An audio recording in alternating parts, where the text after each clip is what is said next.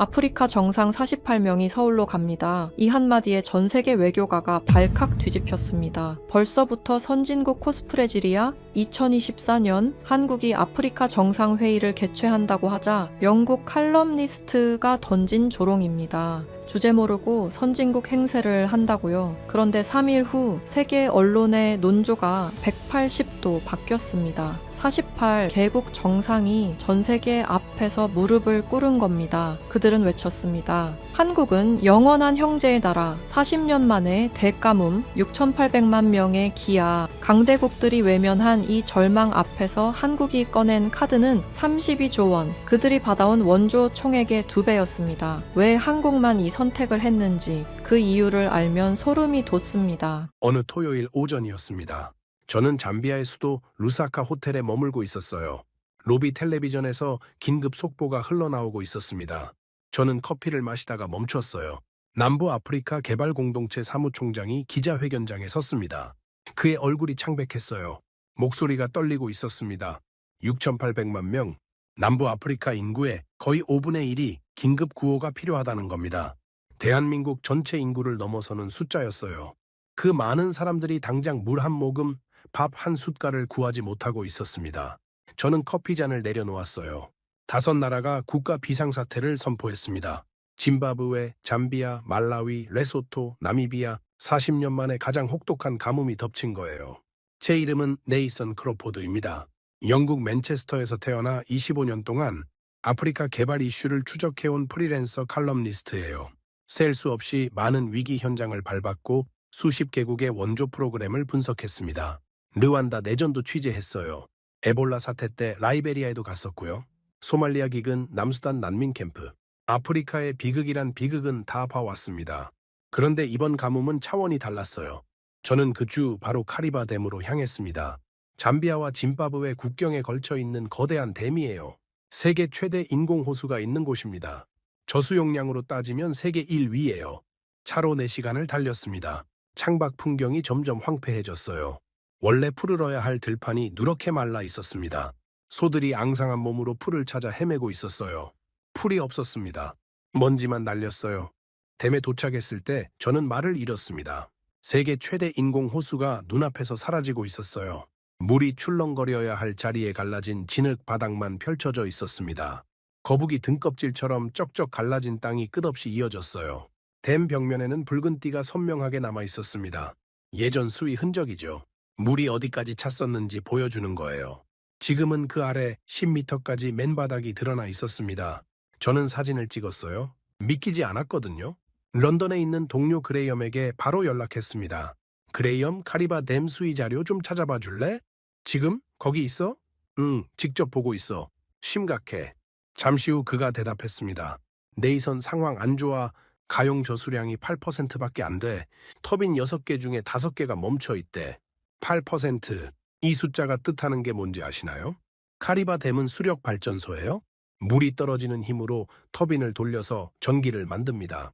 물이 없으면 전기도 없어요. 잠비아 전력의 83%가 이 댐에서 나옵니다. 댐이 서면 나라 전체가 서요. 그리고 정말로 섰습니다. 하루 21시간 암흑, 하루에 딱 3시간만 전기가 들어왔어요. 병원 장비가 꺼졌습니다. 수술 중에 정전이 되면 어떻게 될까요? 인큐베이터에 있는 신생아들은요?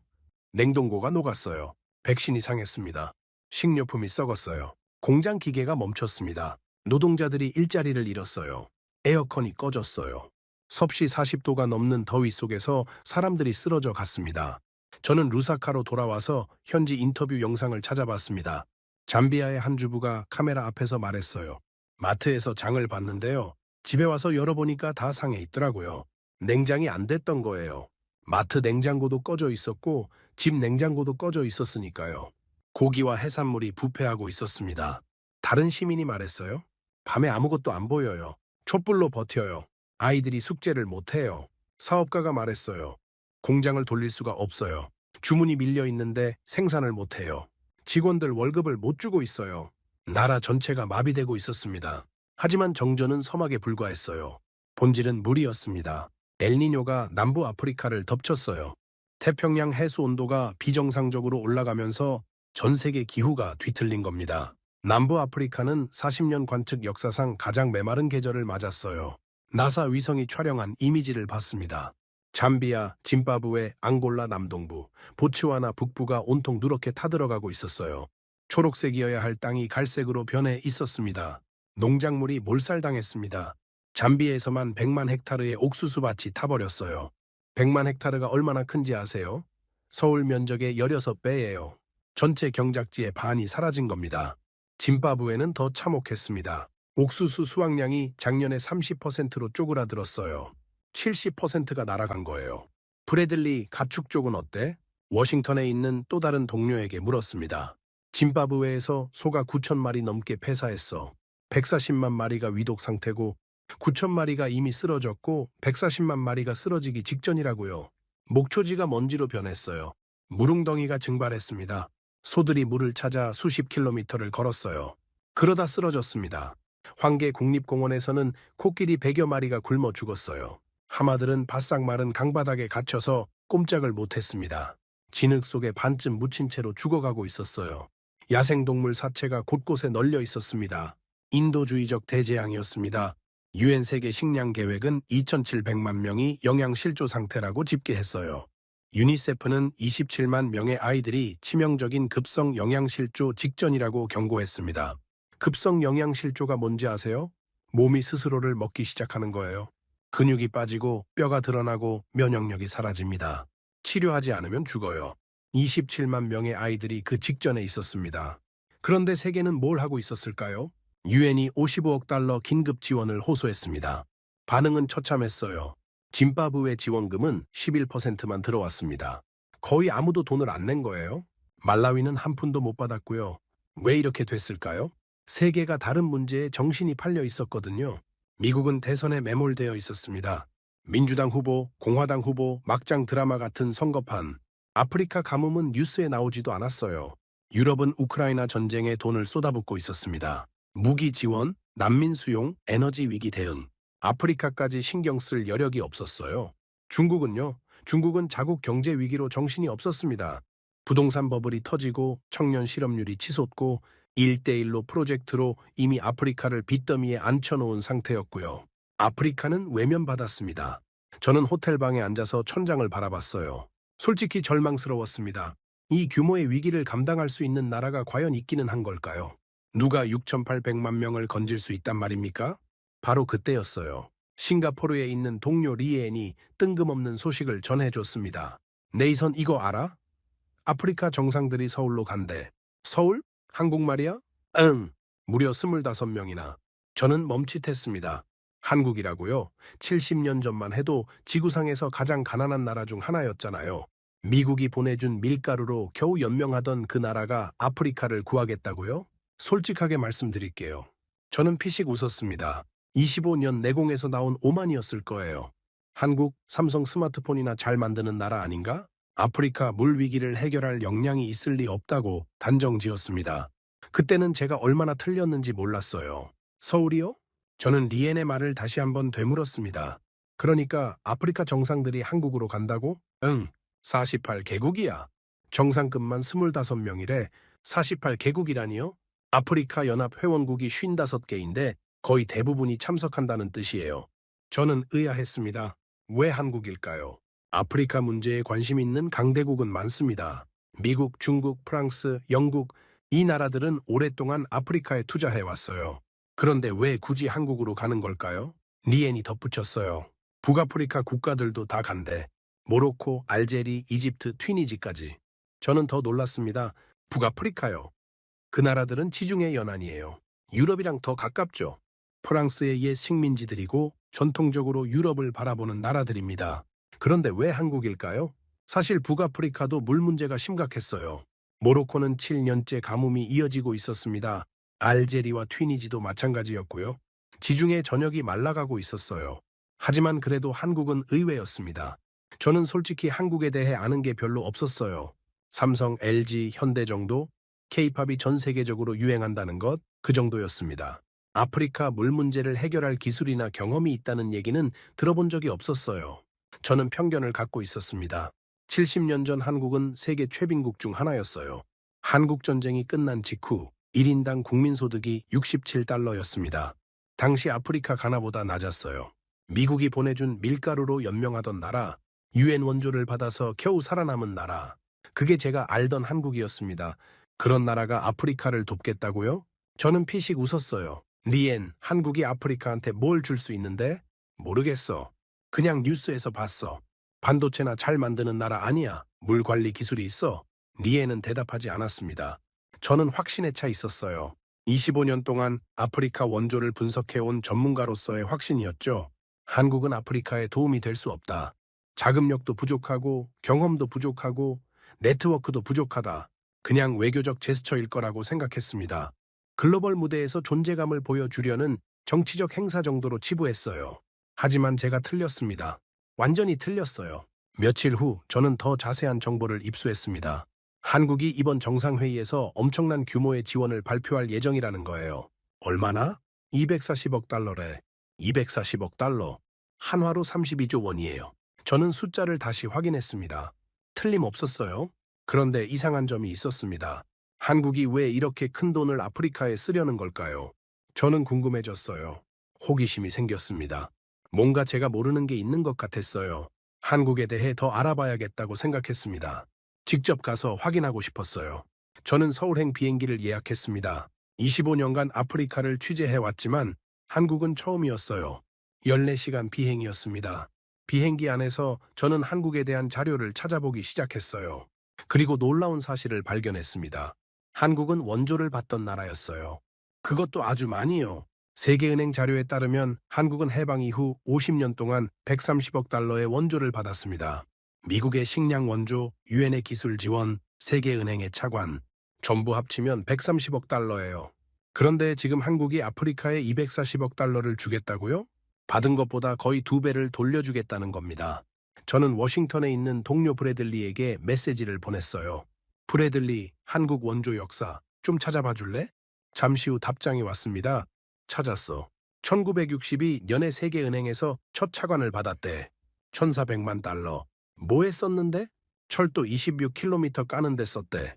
1,400만 달러로 철도 26km. 그런데 지금은 240억 달러를 아프리카에 지원하겠다고요. 숫자가 1,700배 이상 커졌어요. 도대체 그 사이에 무슨 일이 있었던 걸까요? 저는 창밖을 바라봤습니다. 비행기는 이미 한반도 상공에 진입하고 있었어요. 인천공항에 착륙하면서 저는 생각했습니다. 이번 취재는 예상과 다를 수도 있겠다고요. 서울에 도착하기 전 저는 비행기 안에서 계속 자료를 뒤졌습니다. 한국의 원조 수의 역사가 궁금했거든요. 해방 직후부터 찾아봤어요. 충격적이었습니다. 1945년 해방, 1950년 한국전쟁, 3년간의 전쟁으로 국토가 폐허가 됐어요. 산업시설의 80%가 파괴됐습니다. 전쟁이 끝난 직후 한국의 1인당 국민소득은 67달러였어요. 67달러. 지금 아프리카에서 가장 가난한 나라들보다 낮은 수준이었습니다. 한국은 미국의 원조 없이는 생존할 수 없었어요. 미국이 보내준 밀가루, 옥수수, 분유로 국민들이 겨우 연명했습니다. 유엔이 보내준 의약품과 담요로 난민들이 겨울을 버텼어요. 그게 70년 전 한국이었습니다. 저는 세계은행 아카이브를 뒤졌어요. 1962년 한국이 세계은행에서 첫 번째 차관을 받았습니다. 금액은 1,400만 달러. 용도는 철도 건설이었어요. 26km짜리 철도를 까는 데 썼습니다. 1,400만 달러. 지금 기준으로 보면 정말 작은 돈이에요. 하지만 당시 한국에게는 엄청난 금액이었습니다. 저는 브래들리에게 다시 메시지를 보냈어요. 브래들리, 한국이 받은 원조 총액 좀 계산해 줄 수 있어? 이미 했어. 1945년부터 1995년까지 50년간 총 130억 달러야. 130억 달러. 미국 원조, 유엔 기술 지원, 세계은행 차관, 일본 청구권 자금, 전부 합친 금액이에요. 그런데 지금 한국이 아프리카에 약속한 금액이 240억 달러입니다. 받은 것보다 거의 2배를 돌려주겠다는 거예요. 저는 계산기를 두드렸습니다. 1962년 첫 차관 1,400만 달러. 지금 아프리카 지원금 240억 달러. 1,700배 이상 차이가 나요. 그 사이 60년 만에 원조를 받던 나라가 원조를 주는 나라가 됐습니다. 저는 놀라움을 감출 수 없었어요. 그런데 더 놀라운 게 있었습니다. 리엔이 추가 정보를 보내줬어요. 네이선, 이거 알아? 알제리가 한국의 유일한 전략적 동반자 관계 국가래. 뭐? 아프리카에서? 응. 아프리카 50여 개국 중에 알제리만 전략적 동반자 관계야. 저는 몰랐어요. 한국과 알제리가 그렇게 가까운 사이인 줄. 리엔이 또 말했습니다. 이집트는 중동이랑 아프리카 통틀어서 최초로 대학의 한국어 학과를 만들었대. 정말? 응. 케이팝 인기 때문이래. 한국어 배우려는 학생들이 엄청 많대. 저는 한국과 아프리카의 관계를 너무 모르고 있었어요. 단순히 반도체나 자동차 수출하는 나라라고만 생각했는데 아프리카와 이렇게 깊은 관계를 맺고 있을 줄은 몰랐습니다. 비행기가 고도를 낮추기 시작했어요. 창밖으로 한반도가 보였습니다. 산이 많았어요. 강도 보였고요. 저는 문득 궁금해졌습니다. 한국은 물이 풍부한 나라일까요? 나중에 알게 됐지만 한국도 물 부족 국가였어요. 비가 여름에 집중되고 산지가 많아서 물이 빨리 바다로 흘러가는 지형이에요. 그런 나라가 어떻게 물 관리 기술을 갖게 됐을까요? 인천공항에 착륙했습니다. 공항은 깨끗하고 현대적이었어요. 곳곳에 한국어와 영어 안내판이 있었습니다. 저는 입국 심사를 마치고 밖으로 나왔어요. 다음 날 아침 한 아프리카 정상회의가 열리는 킨텍스로 향했습니다. 그곳에서 저는 역사적인 장면을 목격하게 됩니다. 킨텍스에 도착한 건 아침 8시쯤이었어요. 이미 경호 차량들이 줄지어 들어오고 있었습니다. 검은색 승용차, 대형 버스, 경찰 오토바이, 행렬이 끊이지 않았어요. 저는 프레스 패스를 받고 안으로 들어갔습니다. 회의장 입구에 섰을 때 저는 숨이 막혔어요. 아프리카 전역에서 온 대표단들이 한자리에 모여 있었습니다. 전통 의상을 입은 사람들, 양복을 차려입은 외교관들, 통역사들, 수행원들, 48개국, 아프리카 연합 회원국 55개국 중 48개국이 참석했어요. 자격 정지된 국가들과 외교 관계가 없는 국가를 제외하면 거의 전부였습니다. 그중 25개국은 국가 원수가 직접 왔어요. 대통령이나 총리가 비행기를 타고 서울까지 날아온 겁니다. 저는 25년간 아프리카를 취재해 왔지만 이런 장면은 처음이었어요. 아프리카 역사상 이렇게 많은 지도자가 한 아시아 국가에 모인 적이 없었습니다. 저는 주변을 둘러봤어요. 모로코 대표단이 보였습니다. 알제리 대표단도 있었어요. 이집트, 튀니지, 리비아, 북아프리카 국가들이 전부 와 있었습니다. 7년째 가뭄에 시달리는 나라들이에요.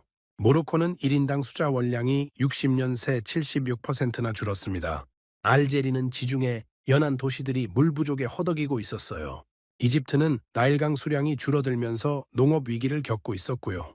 그들이 왜 서울까지 왔을까요? 한국에서 뭔가를 얻을 수 있다고 생각했기 때문이에요. 회의가 시작됐습니다. 한국 대통령이 개회사를 했어요. 통역기를 통해 영어로 들었습니다. 그리고 핵심 발표가 나왔어요. 240억 달러, 공적 개발 원조 100억 달러, 수출 금융 140억 달러, 향후 6년에 걸쳐 집행하겠다는 계획이었습니다. 저는 그 숫자를 3번 확인했어요. 240억 달러, 한화로 32조 원.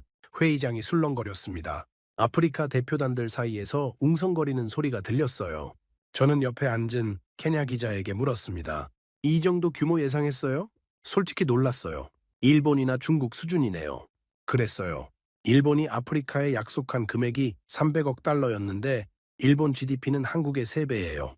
경제 규모 대비로 보면 한국의 지원이 더 큰 셈이었습니다. 하지만 저는 아직 반신반의했어요. 돈만 가지고는 아프리카 문제를 해결할 수 없거든요. 중국이 좋은 예입니다. 중국은 지난 20년간 아프리카에 1,000억 달러 이상을 쏟아부었어요. 하지만 결과는요, 빚더미예요. 아프리카 여러 나라가 중국의 빚을 갚지 못해서 허덕이고 있습니다. 돈보다 중요한 게 있어요.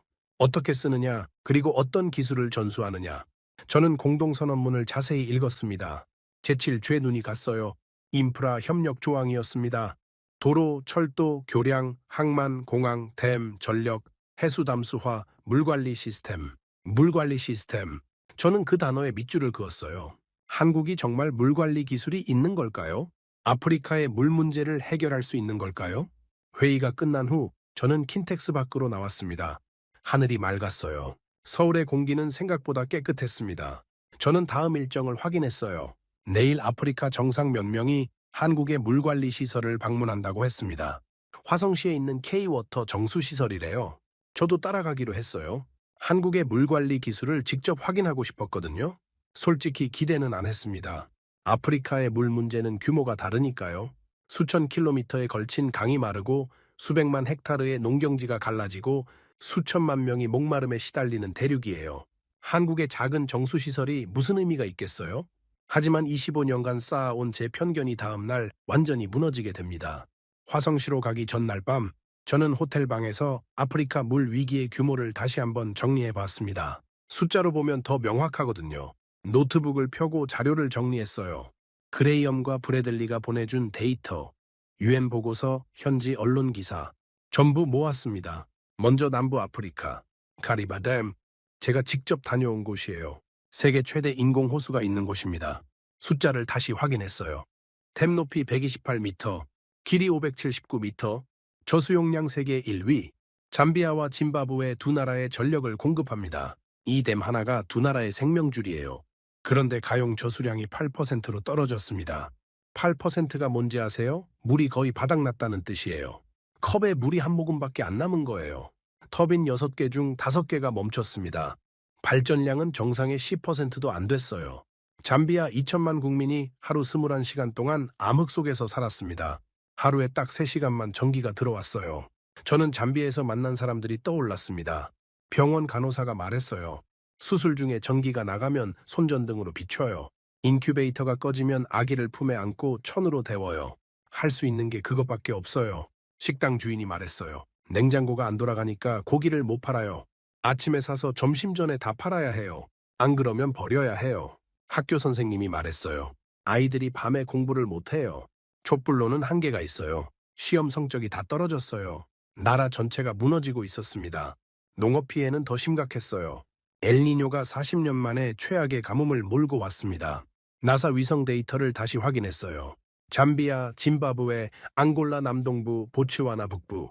이 지역이 40년 관측 사상 가장 건조한 시기를 기록했습니다. 잠비아에서 100만 헥타르의 옥수수 밭이 전멸했어요. 100만 헥타르, 서울 면적의 16배예요. 그 넓은 땅의 옥수수가 전부 말라 죽었습니다. 짐바브웨는 옥수수 생산량이 70%나 줄었어요. 작년에 100kg 수확했다면 올해는 30kg밖에 못 거둔 거예요. 옥수수가 왜 중요하냐고요? 남부 아프리카 사람들의 주식이에요. 옥수수 가루로 만든 죽이 맺기 식사예요. 옥수수가 없으면 굶는 거예요. 가격이 2배로 뛰었습니다. 가난한 사람들은 살 수가 없었어요. 가축도 죽어나갔습니다. 브래들리가 보내준 자료를 다시 봤어요. 짐바브웨에서 소 9천 마리가 폐사했습니다. 그리고 140만 마리가 위험 상태였어요. 소가 왜 중요하냐고요? 아프리카 농촌에서 소는 전 재산이에요. 농사 짓는 데 쓰고 우유 짜서 먹고 필요하면 팔아서 돈 만들어요. 소가 죽으면 가족이 망해요.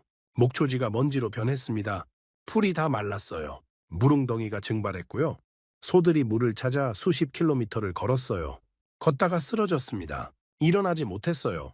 황계 국립공원 소식은 더 충격적이었어요. 코끼리 100여 마리가 굶어 죽었습니다. 코끼리는 하루에 물을 150리터 이상 마셔요. 물이 없으면 못 살아요. 하마들은 바싹 마른 강바닥에 갇혀 있었어요. 원래 물속에서 사는 동물인데 물이 없으니까 진흙 속에 반쯤 묻힌 채로 죽어가고 있었습니다. 악어들도 죽었어요. 물고기도 죽었고요. 강 전체가 죽어가고 있었습니다. 인도주의적 대재앙이었어요. UN 세계 식량 계획이 집계한 숫자를 다시 확인했습니다. 2,700만 명이 영양실조 상태, 2,700만 명이에요. 대한민국 인구의 절반이 넘는 사람들이 제대로 못 먹고 있었어요. 유니세프는 27만 명의 아이들이 치명적인 급성 영양실조 직전이라고 경고했습니다.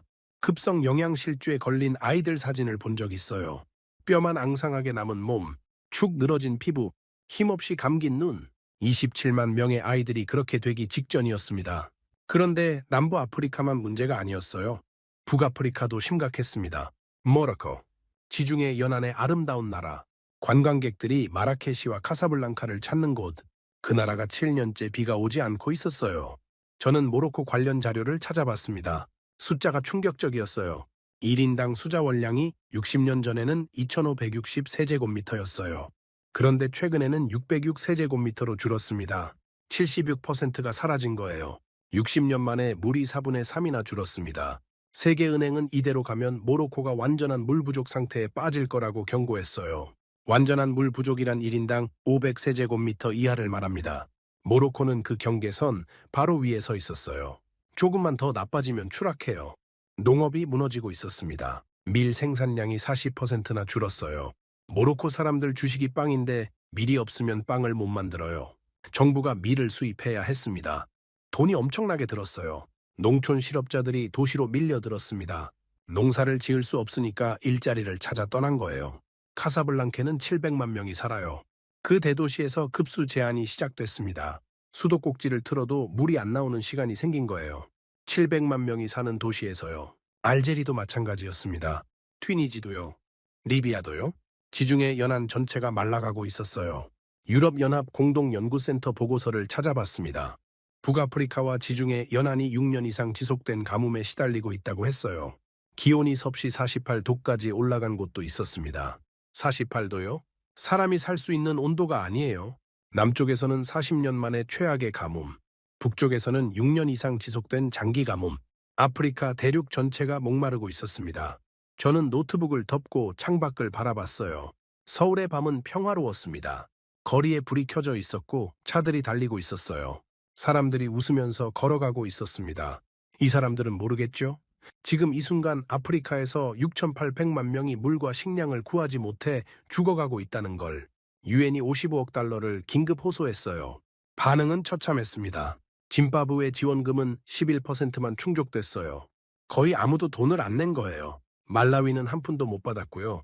세계는 아프리카를 외면했습니다. 저는 솔직히 절망스러웠어요. 내일 화성시에 갑니다. 한국의 물관리 시설을 본다고요? 솔직히 회의적이었어요. 아프리카의 물 문제는 규모가 다릅니다. 수천 킬로미터에 걸친 강이 마르고 있어요. 수백만 헥타르의 농경지가 갈라지고 있어요. 수천만 명이 목마름에 시달리고 있어요. 한국의 작은 정수시설이 무슨 의미가 있겠어요? 저는 한숨을 쉬며 잠자리에 들었습니다. 내일이면 알게 되겠죠? 한국이 정말 아프리카를 도울 수 있는지. 다음 날 아침 저는 화성시로 향했습니다. K-워터 인공지능 정수시설을 방문하는 일정이었어요. 아프리카 정상 3명이 함께 간다고 했습니다. 버스 안에서 저는 창밖을 바라봤어요. 서울을 벗어나자 논과 밭이 펼쳐졌습니다. 산도 보였고요. 한국은 생각보다 푸르렀어요. 저는 생각에 잠겼습니다. 솔직히 기대하지 않았어요. 왜냐고요? 저는 25년 동안 수많은 원조 프로젝트를 봐왔거든요.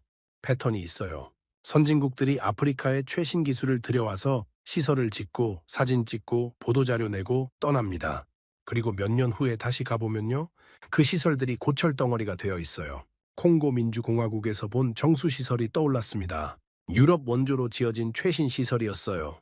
중홍식 때는 정치인들이 몰려와서 리본 커팅을 하고 언론이 대서특필했죠.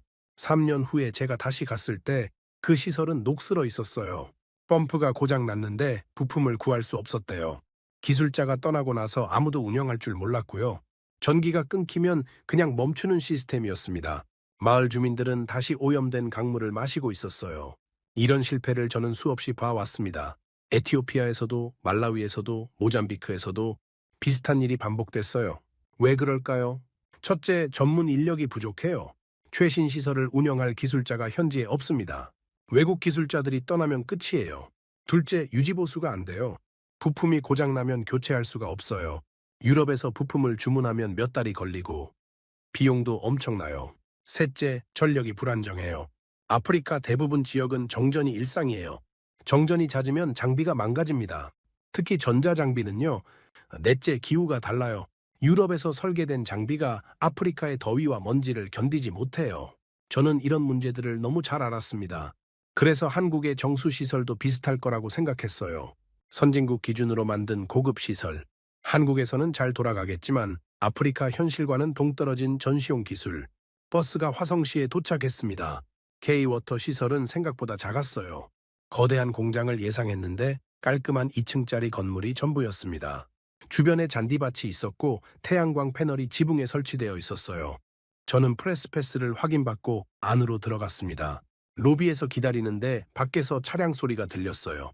오전 9시 45분쯤 검은색 승용차 3대가 들어왔습니다. 경호원들이 먼저 내렸어요.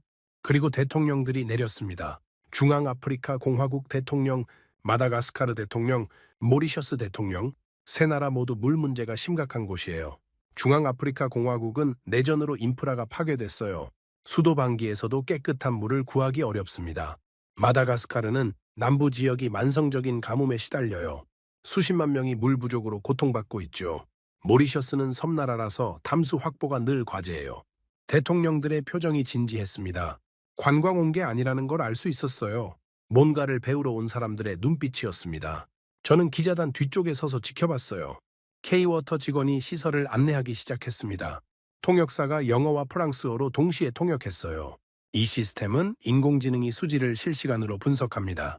저는 귀를 기울였어요. 탁도, pH, 잔류 염소, 유기물 농도, 이 모든 지표를 인공지능이 24시간 모니터링합니다. 대통령들이 고개를 끄덕였어요.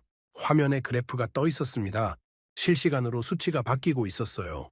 뭔가 이상이 생기면 즉시 알람이 울린다고 했습니다.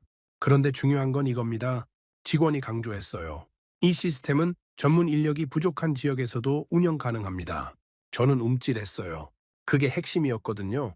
제가 우려했던 바로 그 문제요. 직원이 설명을 이어갔습니다. 인공지능이 자동으로 약품 투입량을 조절합니다. 물이 탁하면 응집제를 더 넣고 맑으면 줄이고 사람이 판단할 필요가 없어요. 저는 메모했어요. 이상 징후를 감지하면 중앙관제센터로 알람을 보냅니다. 서울에 있는 전문가가 원격으로 진단하고 조치할 수 있어요. 현장에 고급 기술자가 상주하지 않아도 됩니다. 이건 중요한 차이였어요. 기존 원조 프로젝트들은 현지에 기술자가 있어야만 돌아갔거든요. 기술자가 떠나면 시설이 멈췄어요. 하지만 이 시스템은 달랐습니다. 원격으로 관리할 수 있어요. 인력 비용은 30% 절감됩니다. 전력 효율은 15% 향상됩니다. 숫자가 구체적이었어요. 대통령들이 질문하기 시작했습니다. 마다가스카르 대통령이 먼저 물었어요. 정전이 잦은 지역에서도 작동합니까? 저는 이 질문이 나올 줄 알았어요. 아프리카 현실을 아는 사람이라면 당연히 물어볼 질문이거든요. 직원이 대답했습니다. 예, 태양광 패널과 배터리 시스템을 함께 설치할 수 있습니다. 직원이 밖을 가리켰어요. 지붕에 설치된 태양광 패널이 보였습니다. 저 패널과 배터리를 조합하면 정전에도 48시간 이상 가동 가능합니다. 아프리카 일조량이 한국보다 훨씬 좋으니까 더 오래 갈 수도 있어요. 대통령이 다시 물었어요. 부품이 고장나면 어떻게 합니까? 이것도 핵심 질문이었어요. 제가 봤던 실패 사례 대부분이 부품 문제였거든요. 현지에서 생산 가능한 부품 위주로 설계했습니다. 특수 부품 비율을 최소화했어요. 직원이 패널 하나를 열어서 보여줬습니다. 핵심 부품은 모듈화되어 있어요. 고장나면 통째로 교체하면 됩니다. 복잡한 수리가 필요 없어요. 교체 부품은 어떻게 구합니까? 원격 진단으로 어떤 부품이 문제인지 파악하고 필요하면 항공 운송합니다. 긴급 부품은 48시간 내에 도착할 수 있어요. 대답이 막힘이 없었어요. 저는 점점 인상 깊어지고 있었습니다. 이 사람들은 아프리카 현실을 알고 있었어요. 전력 불안정, 인력 부족, 부품 조달 문제, 기후 차이. 제가 우려했던 모든 것을 이미 고려하고 있었습니다. 모리셔스 대통령이 질문했어요. 해수 담수화 기술도 있습니까?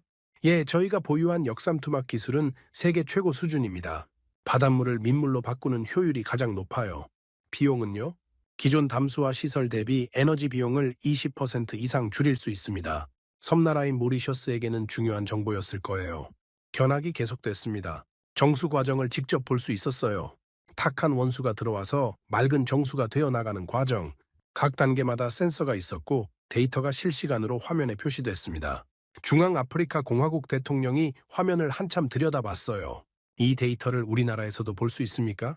예, 인터넷만 연결되면 어디서든 볼 수 있습니다. 스마트폰으로도 가능해요. 대통령이 고개를 끄덕였습니다. 그때였어요. 마다가스카르 대통령의 표정이 변했습니다. 저는 처음에 잘못 본 줄 알았어요. 대통령의 눈이 촉촉해지고 있었거든요. 외교 행사에서 국가 원수가 감정을 드러내는 경우는 극히 드물어요. 저는 25년간 수많은 정상들을 취재했지만 이런 장면은 처음이었습니다. 대통령이 잠시 말을 멈췄어요. 주변이 조용해졌습니다. 대통령이 입을 열었어요. 마다가스카르 남부에는 물이 없습니다. 목소리가 낮았어요. 아이들이 진흙물을 마십니다. 여자들이 물을 기르러 매일 10km를 걸어요. 가뭄이 오면 사람들이 죽습니다. 아무도 말이 없었어요. 저는 대통령이지만 그들에게 물을 줄 수 없었습니다. 돈이 없어서요. 기술이 없어서요. 대통령이 정수시설을 바라봤어요. 그런데 여기서 가능성을 봤습니다. 저는 숨을 멈췄어요. 이 기술을 마다가스카르에 가져올 수 있습니까? 직원이 대답했습니다. 물론입니다. 현지 상황에 맞게 조정할 수 있습니다. 대통령이 다시 물었어요. 정수시설만 가능합니까? 댐, 해수담수화, 수도관, 광역상수도 시스템, 물관리 전 분야의 기술이 있습니다. 대통령이 잠시 침묵했어요. 그리고 이렇게 말했습니다. 정수시설, 댐, 해수담수화, 수도관, 마다가스카르에 이 모든 걸 지어주십시오. 저는 가슴이 뭉클했어요. 이건 외교적 수사가 아니었습니다. 자국민을 살리고 싶은 지도자의 간절한 요청이었어요. 대통령이 본 건 기술이 아니었습니다. 가능성을 본 거예요. 물이 없어서 죽어가는 자국민들을 살릴 수 있는 가능성, 진흙물 대신 깨끗한 물을 줄 수 있는 가능성, 10km를 걷는 여자들의 짐을 덜어줄 수 있는 가능성, 그 가능성을 한국에서 본 거예요. 견학이 끝났습니다. 대통령들이 떠난 후 저는 한참 동안 그 자리에 서 있었어요. 나중에 알게 됐는데 모로코 정부도 한국 기업에 해수담수와 협력을 요청하고 있었어요. LG화학이 모로코 인광석 공사에 역삼투막 1만 8천 장을 공급하는 계약을 맺었다고 합니다. 역삼투막이 뭐냐고요? 바닷물에서 소금을 걸러내는 핵심 부품이에요. 이게 없으면 해수담수화가 안 됩니다. 모로코는 해수담수화 용량을 향후 수년 내에 10배로 늘릴 계획이에요. 현재 1억 4천만 세제곱미터에서 14억 세제곱미터로요. 7년 가뭄에 시달리는 모로코가 한국 기술에 희망을 걸고 있는 거예요. 저는 시설을 나오면서 생각했습니다. 제 생각이 완전히 바뀌고 있었어요. 저는 25년간 이런 장면을 본 적이 없었습니다.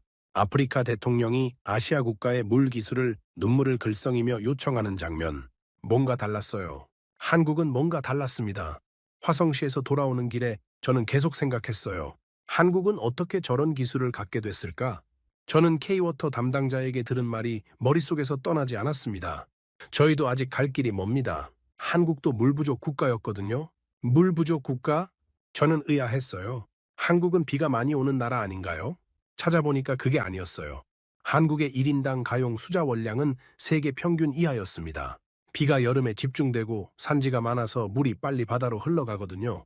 1960년대에 한국은 심각한 물 부족을 겪었어요. 댐이 없었습니다. 저수시설이 부족했어요. 가뭄이 들면 논이 타들어갔고 도시에서는 급수 제한이 일상이었습니다. 그때부터 한국은 물 문제를 해결하기 시작했어요. 소양강댐. 1973년에 완공됐습니다. 당시 아시아 최대 규모의 사력댐이었어요. 충주댐. 1985년 완공. 다목적댐이에요. 홍수 조절, 용수 공급, 발전까지 다 합니다. 안동댐, 합천댐, 임하댐. 댐이 계속 지어졌어요. 지금 한국에는 다목적 댐만 20개 이상 있습니다. 크고 작은 댐을 다 합치면 수백 개예요. 그리고 광역상수도 시스템을 구축했어요. 댐에서 물을 끌어다가 전국 곳곳에 공급하는 시스템이에요. 수천 킬로미터의 수도관이 깔렸습니다. 브래들리에게 메시지를 보냈어요. 브래들리, 한국 물관리 역사 좀 더 찾아봐 줄래? 이미 찾아봤어. 놀라운 게 있어. 뭔데? 서울 누수율이 3%라 해. 3%? 응. 런던은 20%가 넘어. 저는 깜짝 놀랐어요.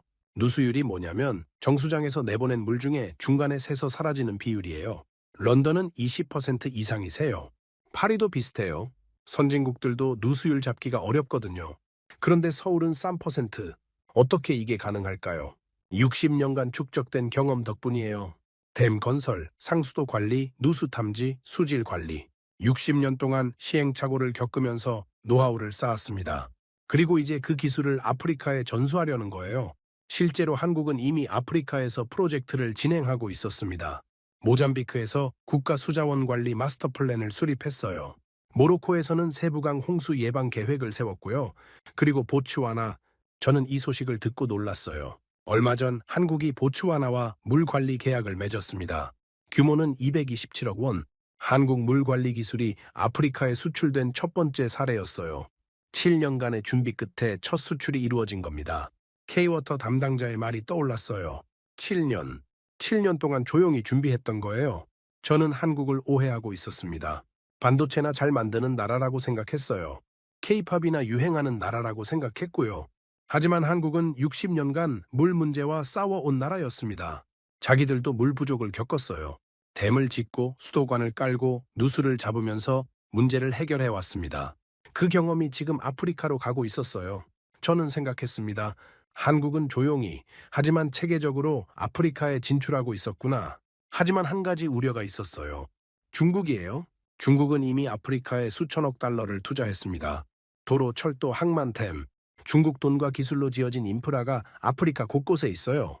한국이 중국과 경쟁할 수 있을까요? 자금력에서는 불가능해요. 그런데 뭔가 다른 게 있었습니다. 한국이 아프리카에 약속한 240억 달러. 저는 이 숫자를 더 자세히 분석해 봤어요. 구성은 이랬습니다. 공적 개발 원조 100억 달러. 이건 돌려받지 않는 돈이에요. 무상 원조와 양허성 차관이 포함됩니다. 수출 금융 140억 달러. 이건 한국 기업들이 아프리카에서 사업할 때 지원하는 금융이에요. 합쳐서 240억 달러, 향후 6년에 걸쳐 집행한다고 했습니다. 연평균 40억 달러, 한화로 5조 원이 넘어요. 다른 나라와 비교해 봤습니다. 일본이 아프리카에 약속한 금액은 300억 달러예요. 3년간요. 그런데 일본 GDP는 한국의 3배입니다. 경제 규모 대비로 보면 한국의 지원이 결코 작지 않아요. 정상회의 이틀 만에 구체적인 양자 협정도 체결됐습니다. 케냐와 4억 8,500만 달러, 우간다와 5억 달러, 탄자니아와 25억 달러, 5년간이에요. 에티오피아와 10억 달러, 4년 아니고요. 숫자가 구체적이었어요. 말만 하는 게 아니었습니다. 그런데 제가 진짜 주목한 건 조건이었어요. 한국의 양호성 차관 조건을 찾아봤습니다. 이자율 0.01%에서 2%, 상환기간 최대 40년, 거치기간 최대 15년. 이게 뭔 뜻이냐면요. 거의 공짜로 빌려준다는 거예요. 비교해 볼게요. 중국 차관 조건은 이자율 2% 이상, 상환기간 20년 이하가 대부분이에요. 한국이 훨씬 좋은 조건을 제시하는 거예요. 왜 이게 중요할까요? 아프리카 여러 나라가 중국 빚 때문에 허덕이고 있거든요. 잠비아는 몇 년 전 채무불이행을 선언했어요. 빚을 갚을 수 없다고 손든 거예요. 짐바브웨는 135억 달러 빚더미에 앉아 있습니다. 스리랑카는 한반도타 항구를 중국에 99년간 임대해야 했어요. 빚을 못 갚아서요. 이런 상황에서 한국의 좋은 조건은 큰 차이를 만들어요.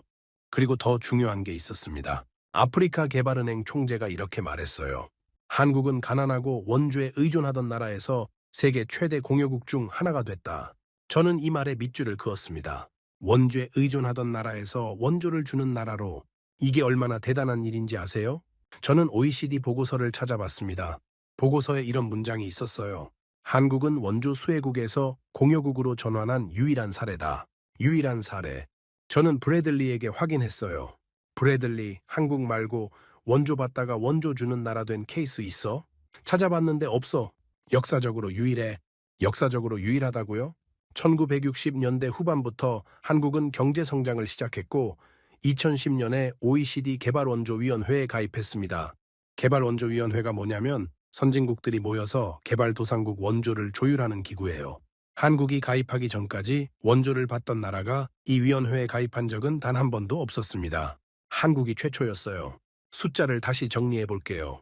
1945년부터 1995년까지 50년간 한국이 받은 원조 총액은 130억 달러. 지금 한국이 아프리카에 약속한 금액은 240억 달러. 받은 것보다 거의 2배를 돌려주겠다는 겁니다. 저는 이 사실에 깊은 인상을 받았어요. 세계 역사상 이런 나라가 또 있습니까? 폐허에서 시작해서 60년 만에 원조 대국이 된 나라. 그런데 저는 여전히 한 가지 걱정이 있었습니다. 중국이에요. 중국은 가만히 있을까요? 한 아프리카 정상회의가 끝난 지 얼마 후 중국이 움직였습니다. 중국 아프리카 협력 포럼이 베이징에서 열렸어요. 시진핑 주석이 발표했습니다.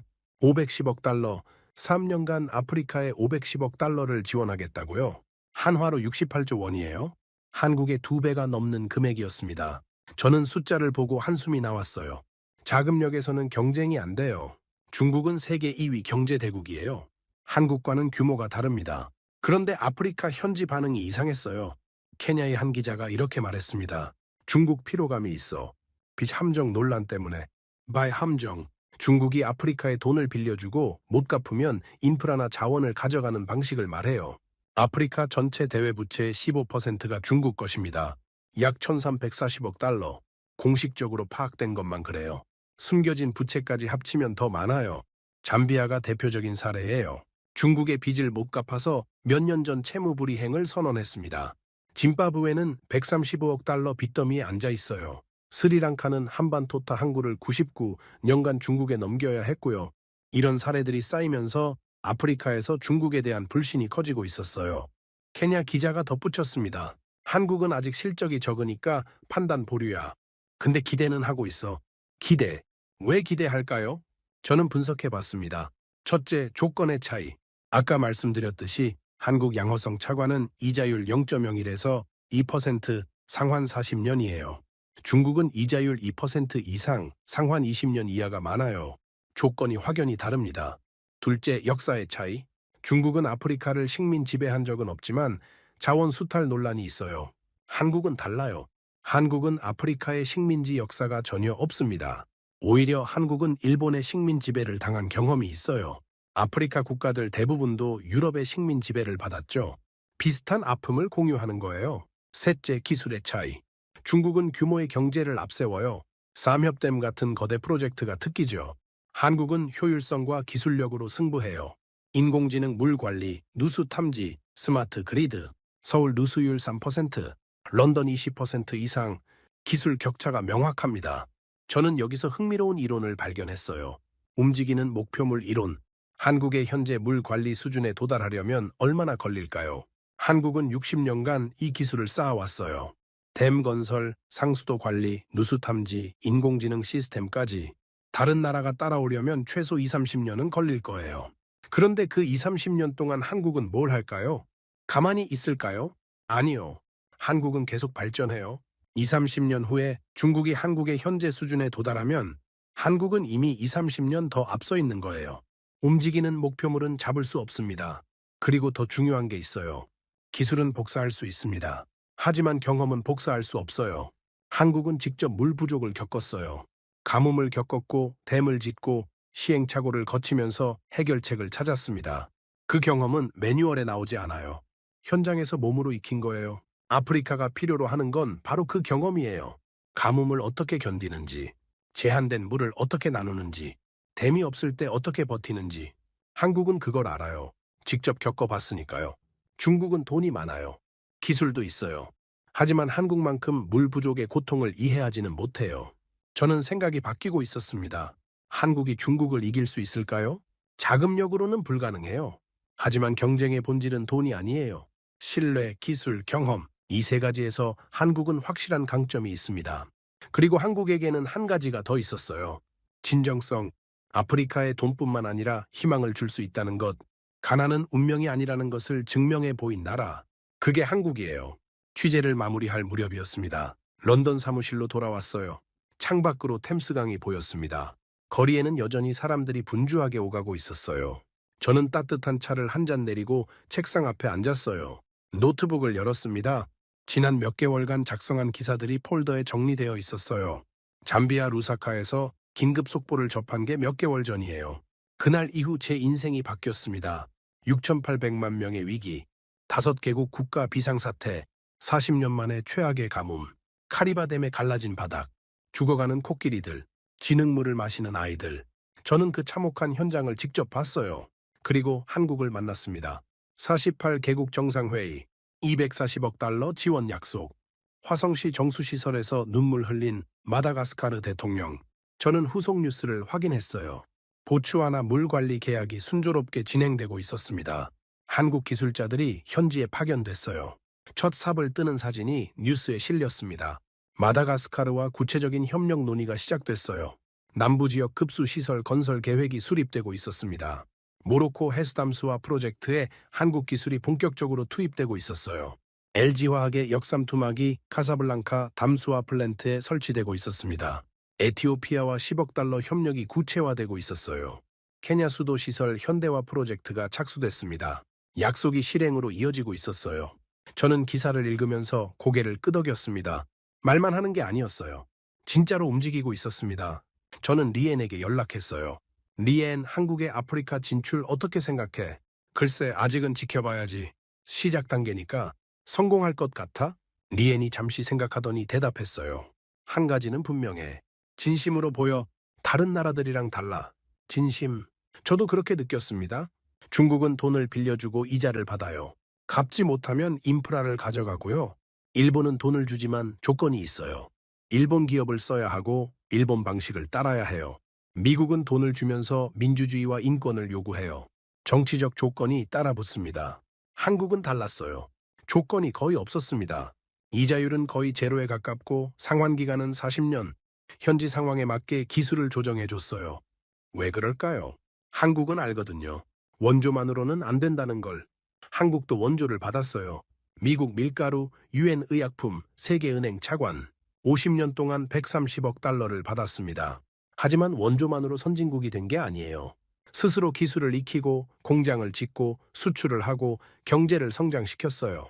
밤새 일하고 허리띠 졸라매고 자식들 교육시키고 한 세대가 희생해서 다음 세대를 일으켜 세웠습니다. 한국은 그 과정을 겪었어요. 그래서 아프리카에 뭐가 필요한지 알아요. 돈만 주면 안 돼요. 기술을 가르쳐야 해요. 시설만 지으면 안 돼요. 운영할 수 있게 해줘야 해요. 단기 지원만 하면 안 돼요. 장기적으로 스스로 설 수 있게 도와줘야 해요. 한국이 아프리카에 하려는 게 바로 그거예요. 저는 제 편견을 인정해야 했습니다. 몇 개월 전 저는 한국을 비웃었어요.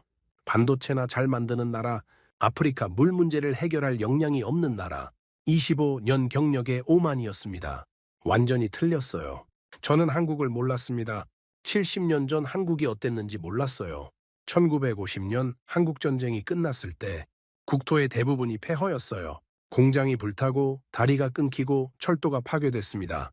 1인당 국민소득 67달러. 당시 아프리카 가나보다 낮았어요. 세계 최빈국 중 하나였습니다. 미국이 밀가루를 보내지 않았으면 굶어 죽을 뻔했어요. 유엔이 텐트를 보내지 않았으면 얼어 죽을 뻔했고요. 그게 70년 전 한국이에요. 그런데 지금은요? 세계 12위 경제대국, OECD 개발원조위원회 14위 공여국, 반도체, 자동차, 조선, 철강, 석유화학, 세계 인류 산업을 여럿 보유한 나라, 인터넷 속도 세계 1위, 스마트폰 보급률 세계 최고 수준, K-팝, K-드라마, K-무비, 문화 강국, 그리고 물 관리 기술 세계 최고 수준. 70년 만에 이걸 해낸 거예요. 세계 역사상 이런 나라가 또 있습니까? 저는 역사책을 뒤져봤어요. 브래들리에게도 물어봤습니다. 브래들리, 한국처럼 최빈국에서 선진국 된 나라 있어? 찾아봤는데 없어. 한국이 유일하다고요. 원조 받던 나라에서 원조 주는 나라로 바뀐 것도 한국이 유일해요. 최빈국에서 선진국이 된 것도 한국이 유일하고요. 이건 기적이에요. 진짜 기적. 저는 숫자를 다시 정리했어요. 1945년 해방, 1950년 전쟁, 1인당 국민소득 67달러, 1962년 세계은행 첫 차관 1,400만 달러, 그리고 70년 후 세계 12위 경제대국 아프리카에 240억 달러 지원 약속. 70년 만에 역전. 저는 창밖을 바라봤어요. 템스강 위로 햇살이 비치고 있었습니다. 저는 노트북 앞에 앉아서 마지막 기사를 쓰기 시작했습니다. 한국이 아프리카에 주는 건 돈만이 아니에요. 희망이에요.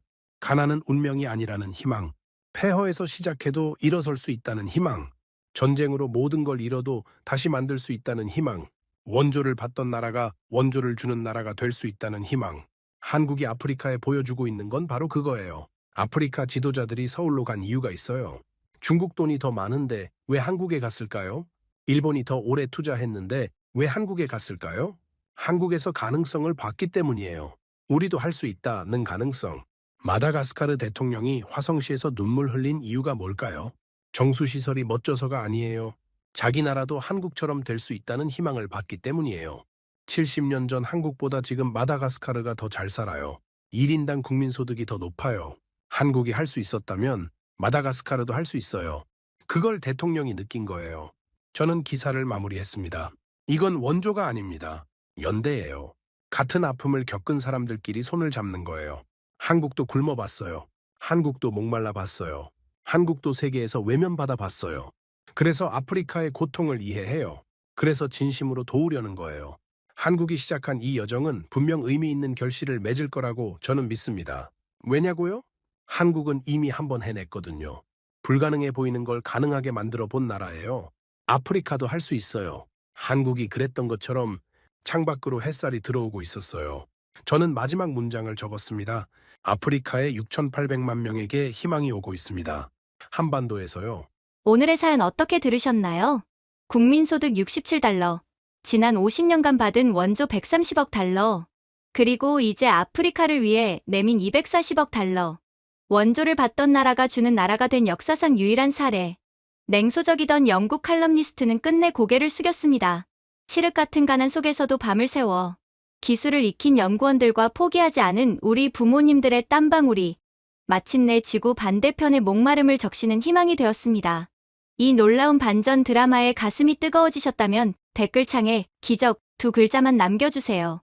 여러분의 공유 한 번이 세계에 우리의 진심을 전하는 가장 큰 외교가 됩니다. 우리는 해냈습니다.